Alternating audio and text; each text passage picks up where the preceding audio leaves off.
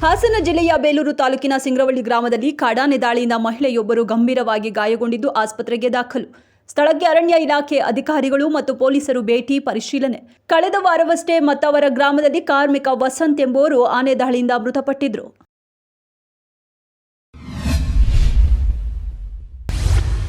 ಮಹಿಳೆಯೊಬ್ಬರು ಸುತ್ತಿಗೆಯಿಂದ ತನ್ನ ಪತಿಯ ತಲೆಗೆ ಹೊಡೆದು ಹತ್ಯೆ ಮಾಡಿರುವ ಘಟನೆ.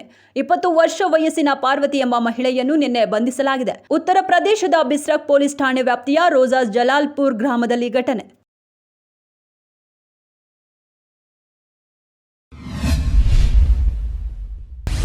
ತಾಯಿಯನ್ನೇ ಕೊಲೆಗೈದು ರಾತ್ರೋರಾತ್ರಿ ಮಣ್ಣು ಮಾಡಿ ನಾಪತ್ತೆ ಬಣ್ಣ ಕಟ್ಟಿದ್ದ ಮಗಳು. 13 ತಿಂಗಳ ಬಳಿಕ ಕೊಲೆ ರಹಸ್ಯ ಬಯಲು.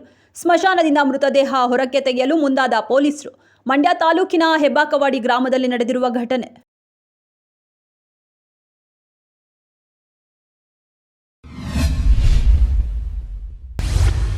ಸಾಲ ಪಡೆದು ವಂಚಿಸಿದ ಆರೋಪದ ಮೇಲೆ ಬಿಜೆಪಿ ಶಾಸಕ ರಮೇಶ್ ಜಾರಕಿಹೊಳಿ ವಿರುದ್ಧ police case.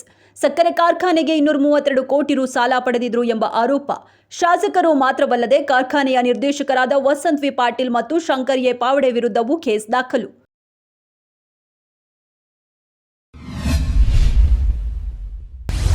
Yash birthday banner ನಿಲ್ಲಿಸುವಾಗ ವಿದ್ಯುತ್ ಪ್ರವಹಿಸಿ 3 ಯಶ್ ಅಭಿಮಾನಿಗಳು ಮೃತಪಟ್ಟಿದ್ದಾರೆ. ಗದಗ ಜಿಲ್ಲೆಯ ಲಕ್ಷ್ಮೇಶ್ವರ ತಾಲೂಕಿನ ಸೂರಣಗಿ ಗ್ರಾಮದಲ್ಲಿ ದುರಂತ. ಹನುಮಂತ ಹರಿಜನ ಮುರಳಿ ನಡುವಿನ ಮನಿ ನವೀನ್ ಗಾಜಿಯವರು ಮೃತಪಟ್ಟ ದುರ್ದೈವಿಗಳು.